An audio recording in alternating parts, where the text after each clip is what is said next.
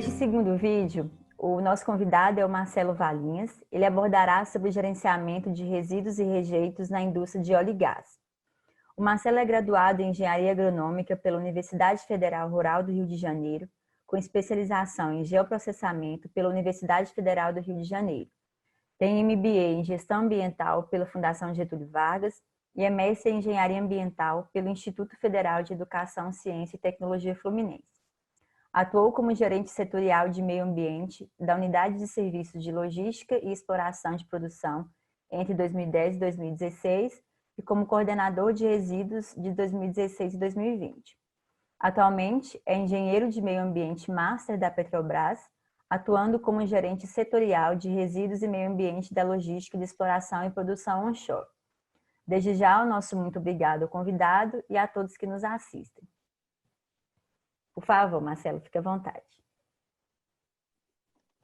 Boa tarde. Eu aqui sou funcionário da Petrobras, mas não estou aqui falando em nome da Petrobras. Queria só deixar isso enfatizado, porque algumas questões a gente tem essa questão de representatividade, e aqui eu estou falando muito de uma abordagem técnica, então a gente está falando muito nessa questão. Como a Joyce me apresentou aí, meu nome é Marcelo, eu queria muito agradecer a vocês pelo convite que o Rubens fez, pelo projeto Gás, que eu acabei lendo um pouco para entender aquilo que era a dinâmica, né? Eu atuo numa grande empresa de petróleo e gás, né? E a nossa ideia aqui é que essa apresentação coloque alguns tópicos que eu vejo que tem similaridade com a questão do gás não convencionais. Como a gente atua muito numa empresa de atuação de gás convencional, o seu grande foco, no gás não convencional, como é que eu poderia trazer algum assunto que tivesse interesse para esse projeto também. Então, a gente vai falar um pouco aqui sobre o aspecto regulatório para o gerenciamento de resíduos NORM na indústria convencional, algumas práticas de gerenciamento de NORM e o que a gente pode ter de similaridade com um projeto que está iniciando para um projeto que já está muito maduro. Como é que isso pode ser um ganho para as duas partes, né? A minha formação e especialização ocorreu sempre na área ambiental. Eu estudei aspectos e impactos da atividade e para a nossa atividade, isso é uma atividade bastante complexa, né? Meio ambiente com óleo é sempre uma situação que dá muito, muito calor, né?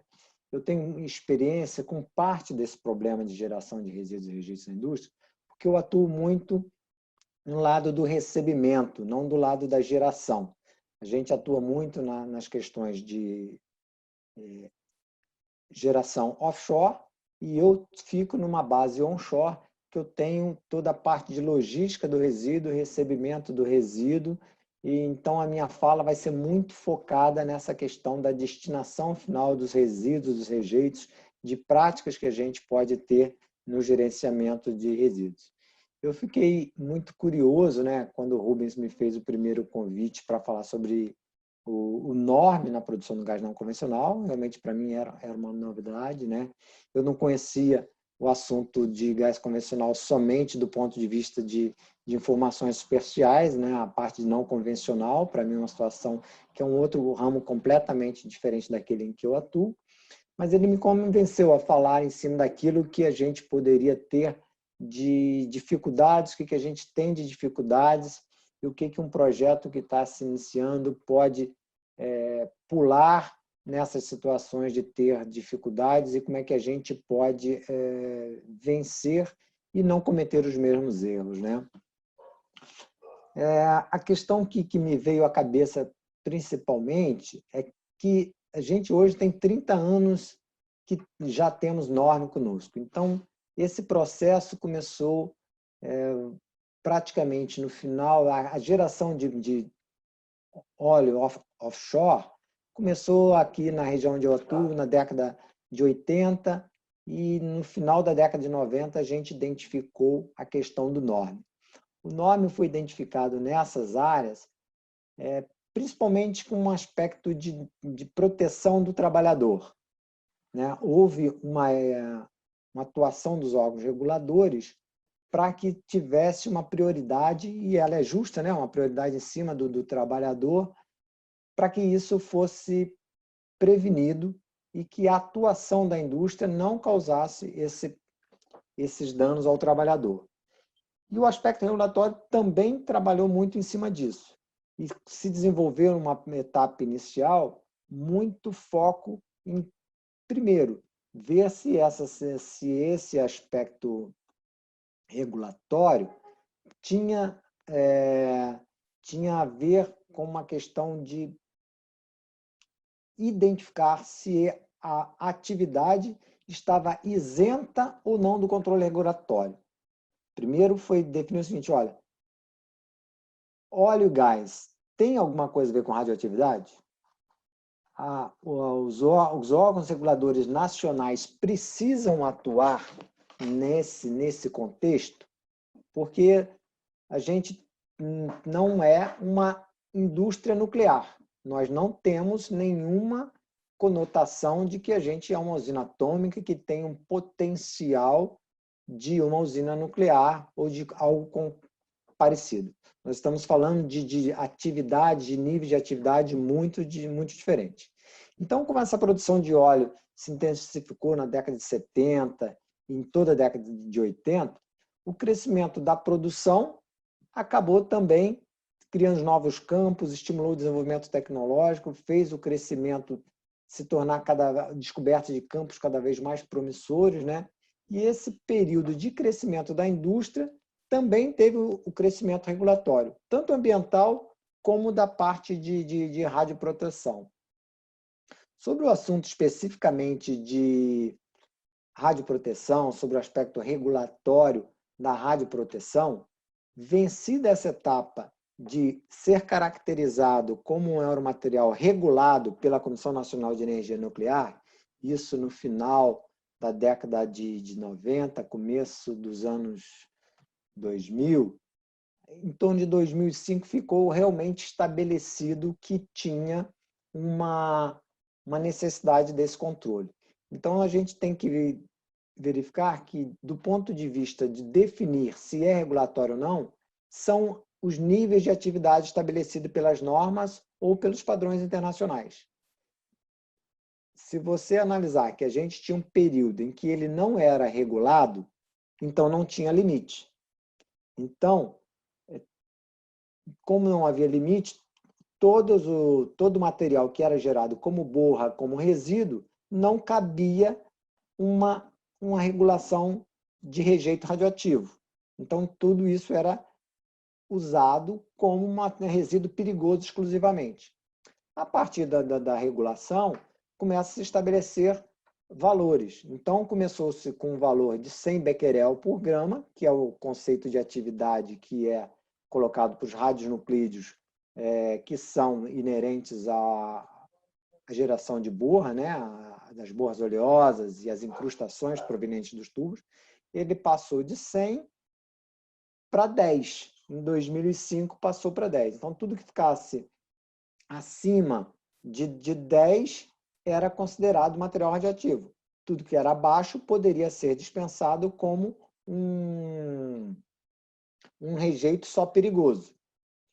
E em 2014 esse limite baixou para 1. Como esse limite baixou muito, o volume de material gerado e classificado como rejeito radioativo ficou muito grande. Ele ficou muito alto, porque você passou a ter uma régua muito baixa e nada passava. Por que o órgão ambiental tomou essa atitude? Vencida a etapa da caracterização se a gente estava dentro do aspecto regulatório, ele precisava ver o que era dispensado da sua tratativa de classificação desse resíduo. Então, o nível de dispensa começou a estabelecer esses níveis de atividade. E isso trouxe esse valor para um...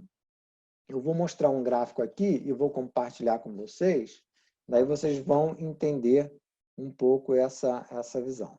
Então, se vocês identificarem nesse gráfico o primeiro norma identificado, a gente tinha, antes disso, a gente começou a produção de óleo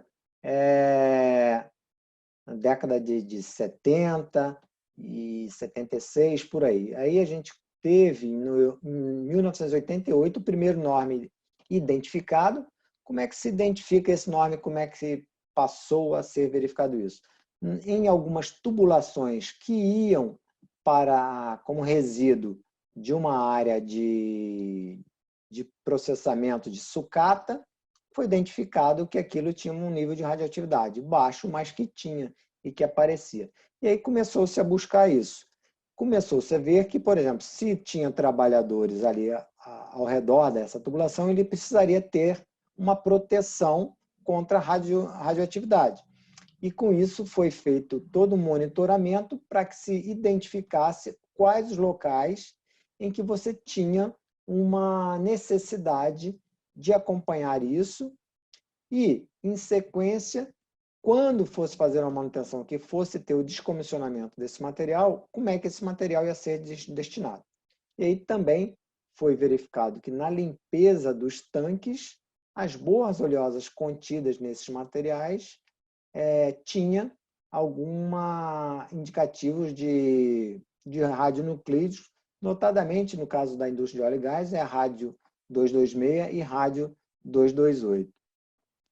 E aí, uma posição regulatória em 2000 baixa esse valor de atividade para 100 becquerel por grama. Com a norma que nem 3.01 de 2005, esse valor baixa para 10.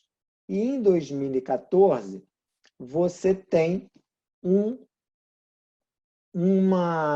novo limite de dispensa, ou seja, só pode ser dispensado aquilo que está abaixo de 1.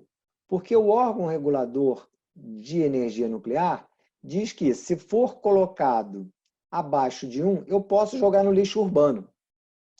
Porque a preocupação dele é muito com radiofármacos, é muito com para-raios. Então, se for muito baixo esse material, eu posso jogar no lixo urbano. Só que o resíduo da indústria de óleo e gás não pode ser jogado em lixo urbano. Se eu não posso jogar no lixo urbano porque ele é acima de 1, no aspecto regulatório não tem definido onde eu posso jogar. E o que trouxe isso para a indústria? Olha, o único lugar que pode ser colocado isso é num repositório nacional, que é feito pelo governo brasileiro. Só que o governo brasileiro fez repositórios nacionais para o acidente de Goiânia e só. E não fez repositório para as indústrias. A indústria nuclear tem, mas essas indústrias que não são nucleares não têm repositório. E aí ficou a situação. Olha, o que eu faço com isso? Aí você começa a armazenar. No nosso caso aqui, eu vou mostrar o que essa curva representou em termos de acumulação. Se eu acumulava uma quantidade de tambores de 2002 até 2010 bastante pequena, quando eu tenho um processo de descomissionamento, que eu vou tirar uma plataforma de produção, que eu tenho muito resíduo, aí sim, eu tenho um grande volume, mas isso era uma situação pontual, que eu teria como tratar isso. E 2014, quando eu tenho a nova normatização da CNEM, esse volume passa a ser muito alto, porque a gente começou a classificar as borras em 3 categorias. As incrustações, que é aquele material proveniente da limpeza dos tubos, que são gerados na acumulação, de onde você tem um fluxo de líquidos bastante pesados em tubulações pequenas, aquilo tem uma força na parede da tubulação que vai gerando uma acumulação, uma sedimentação ali. E isso, ao passar do tempo, vai gerando uma incrustação. Vou mostrar uma foto para vocês daqui a pouco. Essa situação da incrustação, ela é mais alta atividade, é uma atividade bastante alta, mas o volume é muito baixo. Então, aqui em vermelho, vocês identificam que a incrustação é muito pequena, o volume disso. Eu estou falando aqui em tambores armazenados. número de tambores. Um tambor deve ter em torno de 200 quilos de borra dentro dele. Essa coluna em amarelo claro é aquilo que está abaixo de 10. No nosso caso aqui, até a gente, como é mais restritivo, a gente botou abaixo de 5. Então, tudo isso em amarelo aqui, que antes não era visto do ponto de vista radiológico, mas era completamente tratado dentro do ponto de vista ambiental e destinado somente com aval do regulador ambiental e dentro das normas ambientais, passou a não ter nenhum lugar para ser armazenado e passou a ficar armazenado dentro de galpões. E aí a gente passou a ter que botar esses tambores armazenados, o que criou toda uma estratégia de gerenciamento do rejeito. Por quê? Olha, como é que eu defino a logística disso? Ele vai ter que sair de uma plataforma e ir para dentro de um galpão. Como é que ele vai dizer? Eu preciso de um tambor. Como é que eu vou ter a logística dos caminhões que vão recolher isso? Como é que os navios vão recolher isso na plataforma, vão trazer para um porto, do porto eu vou pegar para o meu depósito, do meu depósito eu vou armazenar, garantindo a segurança das pessoas. Então, se por um lado o aspecto regulatório trouxe uma grande confiança do ponto de vista de proteção dos trabalhadores, isso realmente era necessário e era prioritário. Por outro lado, não se pensou do ponto de vista do aspecto de geração de resíduos. E aí você passou a ter um outro problema, que é o gerenciamento desses resíduos. Como é que eu faço isso, né? Então, por que a gente... Eu tenho uma visão assim, bastante peculiar, porque, por exemplo, a gente está falando aqui de dose, né? Dose e radioatividade tem muito a ver com dose. Eu tenho doses muito baixas aqui, eu tenho que atingir um limite de dose anual. Os trabalhadores podem atingir um limite de dose anual, mas eu estou muito aquém de um limite de dose que venha a ser preocupante. Uma dose de uma ressonância magnética ou uma dose de um raio-x, ela extrapola essa situação. E a gente tem uma outra questão de dose, que é do ponto de vista ambiental. Eu estou falando aqui o pior produto químico que eu estou trazendo para a borra são os benzenos, que eu preciso cuidar deles também do ponto de vista ambiental e dar toda a garantia que eu nunca vou ter contato de pessoas com esse benzeno. Então, eu tenho toda a restrição dos EPIs, toda a proteção dos embalados dos resíduos, toda a situação de que ele vai ter que ir para um aterro industrial adequado, que garanta que dentro da sua licença ambiental toda a sistemática de controle e a garantia que isso vai ter uma vida útil que garanta os resultados de controle. Só que para a radioatividade, a vida útil, a meia-vida de um radionuclídeo desse são 1.600 anos. O Rubens deve ter comentado com vocês. Como é que eu vou ter projetos e tecnologias que garantam 1.600 anos para uma borra oleosa que não é uma tecnologia que é valorada da mesma forma que um urânio que gera energia para uma usina nuclear? Então, isso não existe. E aí, cria-se o imbróglio. Eu não tenho onde destinar o resíduo, mas eu não posso colocá-lo em lugar nenhum. Eu preciso armazená-lo, né? Então, isso é o grande... Hoje eu vejo esse um grande gargalo. Hoje a gente está, dentro da nossa indústria aqui, precisando de cada vez mais depósitos. E isso tem um custo de armazenamento que ele não pode ficar para 1.600 anos. Em alguns países, isso já está equacionado. Os Estados Unidos têm essa mesma regra, que o que é abaixo de 1 eu posso jogar no lixo urbano, mas o que é acima de 1, existem depósitos ou tecnologias de reinjeção em poços em áreas fraturadas, que você permite a dispensa dessa borra acima de 1 até 500. Aqui, no nosso caso, a gente tem borras em média, 50 becquerel. Eu tenho um tambor com um valor muito, muito alto, né? Então, essas questões são o que, dentro do arcabouço regulatório, traz uma grande discussão para a gente e o que a gente vai fazer no futuro. Quais são as tecnologias que vão ser feitas? O Brasil vai desenvolver tecnologia para esse tipo de rejeito? A gente vai ter que ter como alternativa exportar esses rejeitos para um país que tenha normas que lhe permitam isso? Qual é o custo dessa situação? Enquanto isso, eu vou ter que ficar provendo depósitos que vão dar essa situação de ter que armazenar adequado e dentro da conformidade legal, tanto para a radioproteção, como para a área ambiental e como para a saúde das pessoas. Esse é o nosso grande desafio. Era esse que eu tinha colocado para falar sobre o aspecto regulatório.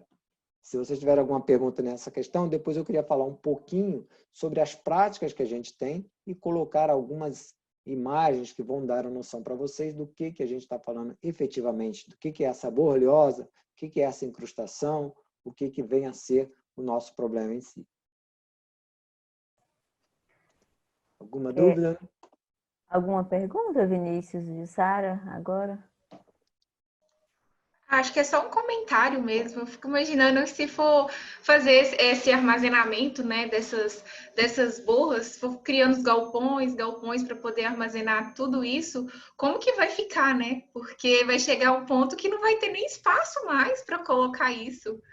Então, realmente tem que arrumar um jeito, né, de ou se É reutilizar. complexo, é complexo. A gente, desde 2014 até agora, nós estamos há 6 anos com essa situação, a gente está com um processo de licenciamento. Daí o processo de licenciamento é de uma coisa, de uma novidade do ponto de vista regulatório. Então, assim, imagina quando se estava criando a primeira usina nuclear, como é que era o aspecto de licenciamento. Não se tinha experiência nem do lado de lá, nem do lado de cá, nem do aspecto regulador, nem do operador. E aí você tinha que criar um processo que desse garantias para os dois lados. Hoje eu estou há 4 anos trabalhando num processo de licenciamento. E assim estou no meio do caminho, entendeu? E aí, cada vez que isso ocorre, você precisa de um novo depósito. E aí, porque você tem a tua geração anual. Ela ultrapassa o limite do teu depósito, você precisa de um outro depósito. E aí não tem custo, e ainda mais para resíduos, que se sustente com essa situação. Né? Ô Marcelo, eu tenho uma dúvida, uma pergunta. Parabéns, primeiramente, pela apresentação. A diminuição do limite com o passar do tempo foi em razão de não detecção de radioatividade? Eu não entendi muito bem o porquê dessa diminuição de 500, 100, 1. Qual foi a razão?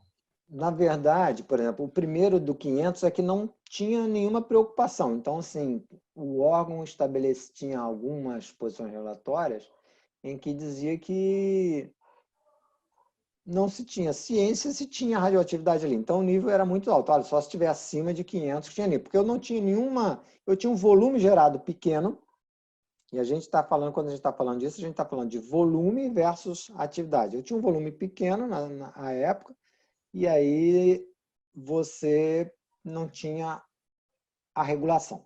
Passou a ter regulação, ele começou a buscar em outros países, na Agência Internacional de Energia Atômica, como é que eram esses procedimentos. Começou-se a buscar isso em países que tinham tecnologias mais elevadas de identificação, de regulação do ponto de vista de depósitos. Então, assim, você tinha países que tinham muita tecnologia de medição, você conseguia fazer medições mais acuradas. Eu vou falar um pouquinho sobre amostras e representatividade das amostras para para aquilo que a gente vai precisar, e aí a gente vê uma semelhança, como é que a gente hoje está passando essa questão da pandemia. No começo, olha, não, podemos ir todo mundo para a rua, máscara não é necessária, então tudo é mais tranquilo porque a gente não tem. Na medida que você começa a ter um volume muito de informação e você vai gerando testes cada vez mais testes, você começa a ter bloqueios para garantir a sua segurança. E foi isso que foi colocando. Foram colocando bloqueios que permitissem a segurança do trabalhador. A segurança do trabalhador foi priorizada nesse contexto, com razão. Porque eu teria que ter, para uma indústria que estava surgindo, como é que ela vai garantir aos trabalhadores que estão inseridos nessa atividade uma proteção de não ficar lá 220 horas por mês ao lado de um tubo que poderia ter radioatividade. Então, quando não tinha essa informação, aí eles vieram buscando a norma. Aí o regulador brasileiro buscou informações nos reguladores internacionais e foram se ajustando. Esse nível de 1 é um nível que, na minha entendimento, ele é muito genérico, ele abrange todas as situações, ele abrange tudo, realmente de uma maneira preventiva. Toda a questão ambiental, toda a questão de segurança de saúde, ela é muito preventiva. E aí você precisa, depois que você faz a barreira, você identifica como é que você vai trabalhar, olha, onde é que pode ser feito de uma maneira diferente, onde é que o limite é aceito. Só que isso ainda não partiu no Brasil. Por exemplo, nos Estados Unidos, você pode colocar num aterro industrial, em determinadas células específicas para isso, esses rejeitos. E aí cabe ao gestor dessa licença um controle disso. E como é que eles cobram essas condicionantes desse gestor? O cara tem que ter na sua licença um seguro proporcional à estrutura que ele tem de armazenamento. Então, se eu tenho um material mais perigoso, eu tenho que ter um seguro mais elevado para me precaver de uma eventual situação diferente. Então, ele veio baixando esse nível em função da visão que o órgão regulador brasileiro foi percebendo internacionalmente e à medida que era sendo gerada aqui, focando na proteção dos trabalhadores. Só uma dúvida, Marcelo. Dentro desse assunto, dessa questão da regulação, o que você enxerga hoje como talvez o maior gargalo, o maior problema dentro do Brasil em questão de regulação ambiental nesse setor? Eu acho que a gente não tem um termo de referência para uma dispensa condicionada. O que seria a dispensa condicionada? A norma diz o seguinte, olha, está com dispensa incondicional tudo que for abaixo de 1. Mas se está como dispensa incondicional que for abaixo de 1, pressupõe que o legislador quis dizer que acima de 1 tem uma dispensa condicionada. Condicionada a quê? A eu provar que não vou ter impacto aos trabalhadores, mas como é que o órgão vai me cobrar isso? Como é que eu vou fazer isso? Como é que vai dar segurança para o técnico que está lá no balcão do órgão regulador dizer o seguinte, olha, a indústria tal pode jogar rejeitos no depósito tal, porque ali tem segurança para o meio ambiente, para a saúde e para os trabalhadores. Eu acho que esse é o grande gargalo. Não há um termo de referência, porque se tiver isso, a indústria vai correr atrás.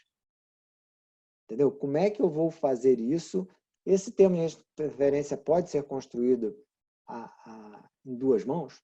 Talvez. Talvez seja necessário ser construído a duas mãos, porque o órgão regulador, dentro da situação regulatória brasileira, há prioridades maiores do que o rejeito da indústria do petróleo. Por exemplo, toda a questão de geração de energia à base em relação a isso. A geração de radiofármacos que gera saúde para as pessoas de uma maneira efetiva é muito prioritária em relação a isso. Mas esse problema é um problema que está se tornando gigante na medida que o Brasil tem se tornado cada vez mais um grande produtor de petróleo a nível mundial, né? Então, exatamente, aqui é uma uma foto que eu tenho, que eu queria começar a falar para vocês o que é o que é esse rejeito radioativo. As tubulações, primeiro só, como é que isso vem sendo gerado, né? A gente já identificou que começou a verificar isso para a proteção dos trabalhadores, e aí com essa proteção dos trabalhadores a gente começou a monitorar determinadas áreas, e essas áreas a gente começou a ver que tinha geração de incrustação. Alguns equipamentos são muito antigos, então já teve um fluxo muito grande. Por que é formado isso? Depende do aspecto geológico da sua fonte, depende do insumo que é usado no ato de produção do petróleo, depende do equipamento, um equipamento reto, um equipamento onde sempre faz curva, tem tudo a mecânica dos fluidos envolvidas nesse processo. Então, no caso das incrustações, uma passagem de resíduos líquidos ali durante muito tempo, com muita questão de sólido, e aí eu posso ter características de sulfato de bário, que faz uma coalescência desse material, e eu vou fazendo uma impregnação desse material, eu posso chegar a níveis desse tamanho de fechamento do diâmetro da tubulação. Isso faz com que há um prejuízo econômico, porque eu não estou passando petróleo ali e está reduzindo o meu volume. Então, em determinado momento, eu tenho que tirar esse tubo. Quando eu preciso tirar esse tubo tem radioatividade. Então, para eu jogar fora este tubo, é melhor eu limpá-lo. Porque limpando, eu vou ter, do ponto de vista de gerenciamento de resíduo, uma redução do seu volume. Porque se eu consigo limpar e a sucata metálica fica isenta da radioatividade, eu posso ter um volume gerado de resíduos, de rejeitos menor. Então, eu tive resíduo gerado, que é a sucata metálica, e eu tive rejeito radioativo gerado, que é a incrustação. Né? Aquele gráfico que eu mostrei para vocês de um descomissionamento, a gente chegou a ter 80 mil tubos. Um processo de descomissionamento pode gerar 80 mil tubos. E aí, em níveis diferentes. Então, se eu tenho tubos assim, depois que eu tiro a incrustação, esse tubo passa a ter uma limpeza e aí ele tem um nível de radioatividade muito baixo. E aí ele se enquadra naquele menor do que 1, ele pode ser dispensado, lógico, não para o lixo urbano, que aí a gente precisa seguir também a legislação ambiental, e aí ele vai para o seu tratamento do ponto de vista de sucata. Com as borras, é a mesma coisa. Imagina um grande tanque que eu tenho um acúmulo de sedimento, eu tenho um tanque cheio de óleo. É igual a gente deixar na cozinha da gente, o óleo que você tirou da panela, bota numa garrafa. À medida que esse óleo fica parado na garrafa há muito tempo, você vai ver que tem uma sedimentação dos sólidos ali. E a parte oleosa fica mais limpa. A gente vai tirando esse óleo, vai sugando esse óleo, mas o fundo do tanque fica sempre aquela borra que, por legislação já da Marinha, ou também do ponto de vista de produção, você tem que ter limpeza dos tanques periodicamente. Essa limpeza dos tanques gera esse tipo de borra, que é uma situação que ela não é uniforme. Eu tenho borras muito pastosas, eu tenho borras muito sólidas, que vão gerando essa visão, e isso traz uma nova problema para a gente. Como é que eu consigo caracterizar adequadamente esse meu produto, esse meu rejeito? Eu tenho, só quando ele está dentro do tubo, eu só tenho uma medição do nível de radiação de superfície. Passo um aparelho Geiger nele, ele só me dá dizendo, olha, você pode estar tomando dose ou não. Mas, necessariamente, eu não tenho a informação da atividade, ou seja, do número de radionuclídeos que estão ali circulando, que estão tendo emissão de radioatividade, e em termos de quantitativos. E eu preciso ter essa informação, para que isso me caracterize aquele 1 ou 10 que eu tenho lá, que é a ordem de grandeza é becquerel por grama. Eu preciso saber quanto que eu tenho nessa atividade. Isso faz com que a gente tenha uma preocupação. Como é que eu faço isso? Na operação, no campo especificamente, ou como é que eu faço isso no meu depósito? Depois que eu já botei, eu tenho vários tambores, eu já particionei toda essa minha geração de rejeitos, eu tenho, sei lá, 1000 tambores, e antes eu tinha isso numa massa única. Nessa massa única, eu consigo ter informação suficiente para me registrar que essa coisa que tem uma dispersão, que a gente está falando do tamanho do elétron, a quantidade de elétron que tem, como é que isso é representativo? Qual a melhor representatividade? Por outro lado, se é melhor eu ter essa representatividade no menor volume, como é que eu consigo fazer isso para não ter que fazer 1000 amostras? Imagina eu coletar 1000 amostras. Ah, mas tem diferença do topo do tambor, do meio do tambor e do fundo do tambor. Preciso de 3000 amostras? Ou eu vou ter que desenvolver tecnologia para fazer uma medição não invasiva que me garanta que esse resultado seja aceito pelo órgão ambiental. Então, tem uma série de desenvolvimentos tecnológicos que precisam também ser feitos do ponto de vista de gerenciamento para garantir a segurança do operador como do regulador, para que a gente tenha uma dispensa bem conhecida daquilo que a gente quer colocar como resíduo, se puder dar um aproveitamento, né? Ou rejeito realmente se não tiver nenhum uso para aquilo e eu vou ter que colocar num repositório. E se o governo for trabalhar num repositório, vai ser um volume bastante diferenciado, né? Bem, então, assim, isso eu queria mostrar a diferença realmente que existe do ponto de vista de amostra e o que isso gera do ponto de vista de logística, de gerenciamento desse material. Isso eu acho fundamental num processo que está se construindo, né? Como é que eu faço a perfeita caracterização desse material nas diversas fases do processo. E quanto mais fácil, mais cedo eu fizer isso, quanto mais próximo da área operacional eu fizer isso, há um ganho melhor nesse processo. Dúvidas aí? Eu tenho uma pergunta, assim, mais geral, Marcelo. No quesito, assim, visto que você está dentro de uma empresa grande, já trabalha muito tempo nesse ramo, você acha que a radioatividade hoje, quando se fala, né, de materiais radioativos dentro da indústria de gás e petróleo, você acha que essa radioatividade ainda é vista como algo, como um tabu, assim, assim, você acha que ainda é visto dessa maneira hoje? Sim, a pergunta é muito legal, Joyce. Eu acho que a pergunta tem muita pertinência, porque em todos os níveis.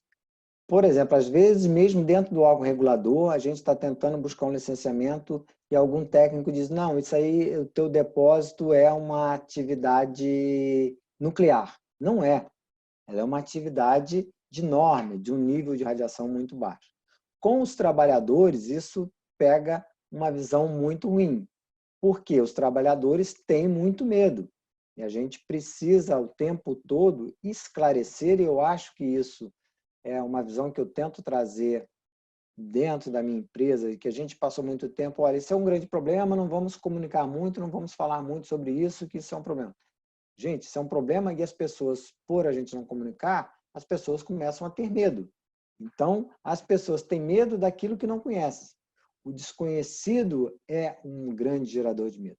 Então, se eu mostro para ele, olha, eu tenho todo o controle, nós temos todos os EPIs, os profissionais que trabalham mais perto são dosimetrados, as doses que eles recebem dá tudo traço, não chega a dar nem 0 ponto qualquer coisa. Então, você começa a divulgar isso, olha, esses trabalhadores estão aqui há 10 anos e nunca tiveram essa situação. Trabalhadores que estão aqui há muito tempo não têm nada. E isso gera um pavor para todos os lados. Isso vai para o sindicato usa isso como uma ferramenta de tentar chegar mais próximo dos trabalhadores e, na medida que bate para contextos relacionados, mas não conhecedores do assunto, por exemplo, Ministério Público do Trabalho, acha que é um caos, que assim, as pessoas estão tomando dose. Eu falo e eu brinco para as pessoas que isso, o conceito de dose que se aplica à radioatividade é o mesmo de cachaça. Se eu tiver a cachaça ali e eu não beber dela, não tem risco para mim. Se eu tomar a quantidade da bebida, se eu for tomar vinho, e ali já vem no meu rótulo qual é o grau de álcool que tem ali, eu sei qual o volume de álcool que eu posso beber. Ah, mas se esse volume de álcool que tem não é vinho, é whisky, que é um volume mais alto, a minha dose é menor. E se eu tomar uma dose muito alta, eu vou morrer. Então, assim, precisa esclarecer as pessoas que esse conceito de dose é muito interessante. Tem no site da própria Cnem um comparativo de que você toma dose, quanto que você está de distância para fazer isso. No nosso caso, que a gente teria que tomar doses assim durante 100 anos e que às vezes viajar de avião 10 vezes a gente tomaria uma dose maior do que aquilo que a gente está na nossa indústria. Ótimo, verdade. Jussara e Vinícius, alguma pergunta? Não, não. Acho que é só agradecer mesmo para o Marcelo. Eu acho que foi acho que para mim, principalmente, eu acho que foi uma boa aula, eu acho, para mim, que estou entrando nessa área agora. Foi muito bom, muito obrigada, viu, por fazer parte agora do Grasbras com a gente. Realmente foi muito significativa, né? Muito conteúdo interessante e relevante, com certeza. E a gente gostaria de agradecer, Marcelo, em nome de todo o pessoal do Projeto Gasbras, os coordenadores, né, que não puderam estar todos aqui, mas a gente está à frente desse projeto. Gostaria de agradecer imensamente a você pela sua disponibilidade. Algo antes? Eu acho, eu fico muito alegre de ver uma discussão técnica, né? E científica também, do ponto de vista de que também tem uma situação científica, de um projeto novo que se inicia. Porque se você começa a fazer uma avaliação estratégica disso, você começa a verificar os aspectos desde aquilo que você está preparando, de como é que aquilo surgiu, o que pode acontecer lá na frente, você aprende com os erros dos outros. Então, assim, é uma postura muito inteligente, né, que essa visão seja propagada para que a gente consiga ter, dentro de um novo projeto ou de uma coisa, todas as informações, tanto na parte inicial como na parte de descomissionamento, e eu acho isso é muito legal. Fiquei muito contente com o convite do professor Rubens, do CDTN, para que a gente participasse disso aí, tá ok? Muito obrigada. Bom, estamos finalizando então mais um painel científico. Gostaríamos de agradecer ao professor Rubens e ao Marcelo Valinhas e toda a Rede Gasbras por essa oportunidade de trazer para a sociedade assuntos tão relevantes no contexto atual. Muito obrigado e até o próximo painel científico desenvolvido pela Rede Gasbras, seção Minas Gerais.